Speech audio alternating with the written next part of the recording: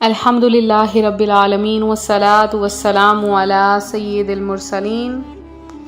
اما بعد فاعوذ باللہ من الشیطان الرجیم بسم اللہ الرحمن الرحیم۔ روحانی وظائف چینل کی جانب سے تمام معزز ناظرین کو السلام علیکم۔ روحانی وظائف چینل آیا آپ کے لیے ماہ رمضان المبارک میں تہجد کے وقت کا ایک ایسا عمل کہ اس وقت جب رب کریم سے مانگیں گے اللہ تبارک و تعالی ہر حال میں عطا فرمائے گا، اور اس نماز کو صلاۃ اللیل بھی کہا جاتا ہے۔ اس میں ہر حاجت ہر مراد پوری کر لی جاتی ہے۔ چونکہ ماہ رمضان المبارک کا پیارا مبارک اور بابرکت ترین مہینہ ہے، لہٰذا اس مہینے کی برکتوں سے فیض یاب ہو جائیے۔ اس مہینے کی ہر گھڑی ہی رحمتوں بھری ہے۔ اگر آپ کوئی وقت سو کر گزارتے ہیں تو یہ سوچئے کہ وہ گھڑی جو رحمت بھری تھی وہ آپ نے غفلت میں گزار دی۔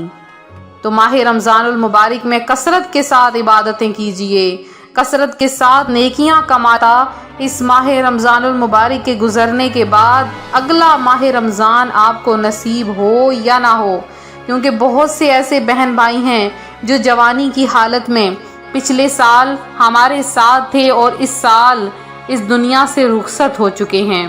لہٰذا روحانی وظائف کے معزز ناظرین، اس مہینے میں جتنا ہو سکتا ہے توبہ و استغفار کی کثرت کر لیجئے،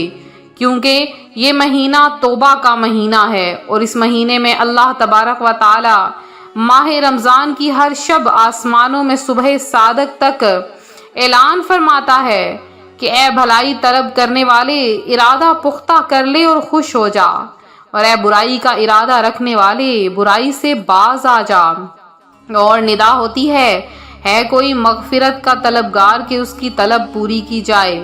ہے کوئی توبہ کرنے والا کہ اس کی توبہ قبول کی جائے، ہے کوئی دعا مانگنے والا کہ اس کی دعا قبول کی جائے، ہے کوئی سائل کہ اس کا سوال پورا کیا جائے۔ اللہ تعالیٰ رمضان المبارک کی ہر شب میں افطار کے وقت 60,000 گناہ گاروں کو دوزخ سے آزاد فرما دیتا ہے، اور عید کے دن سارے مہینے کے برابر گناہ گاروں کی بخشش کر دی جاتی ہے۔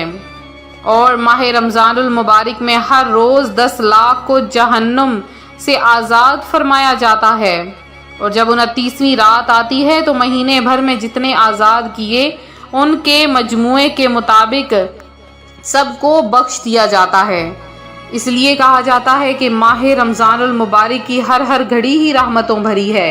اس میں ایک گھڑی بھی غفلت سے نہ گزاریں۔ پھر اگر رمضان المبارک میں تہجد کی ادائیگی ہو تو پھر کیا ہی کہنے۔ اگر ماہ رمضان المبارک میں تہجد کو کثرت کے ساتھ پڑھا جائے، تہجد کو بالکل ترتیب کے ساتھ پڑھا جائے، اللہ تبارک و تعالی اس بندے کی تقدیر بدل دیتا ہے، اس کی خواہشات کی تکمیل ہو جاتی ہے۔ حضرت ابو ہریرہ رضی اللہ تعالی عنہ سے روایت ہے، رسول اللہ صلی اللہ علیہ وآلہ وسلم نے فرمایا، جب رات کا آخری تہائی حصہ رہ جاتا ہے تو اللہ تبارک و تعالی آسمان دنیا کی طرف نزول فرما کر ارشاد فرماتا ہے، کوئی ہے جو مجھ سے مانگے میں اس کی دعا قبول کروں، کوئی ہے جو مجھ سے سوال کرے میں اسے عطا کروں، کوئی ہے جو مجھ سے سوال کرے، کوئی ہے جو مجھ سے مغفرت چاہے اور میں اس کی مغفرت کر دوں۔ فرمان مصطفیٰ صلی اللہ علیہ وآلہ وسلم ہے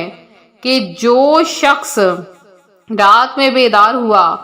اور اپنے اہل کو جگائے، پھر دونوں دو رکعت پڑھیں تو کثرت سے یاد کرنے والوں میں لکھا جائے گا۔ فرمان امام محمد بن محمد غزالی شافعی رحمۃ اللہ علیہ کافی تہجد گزار فرماتے ہیں، تہجد گزار کو چاہیے کھانے پینے کے معاملے میں بقدر کفایت کھائے، دن کے اوقات کو جھوٹ، غیبت اور لغویات سے پاک رکھنے کی کوشش کرے، حرام و ناجائز کی طرف دیکھنے سے بچے، اور کامل وضو کرے اور آسمانوں کے وسیع کائنات میں غور کرے، دعا کرے، حضور قلبی کے ساتھ نماز پڑھے تاکہ جو کچھ تلاوت کر رہا ہے اس کا مطلب بھی سمجھ آ جائے، اللہ تبارک و تعالی اس کو بخش دیتا ہے۔ تہجد کی 8 رکعات ہیں،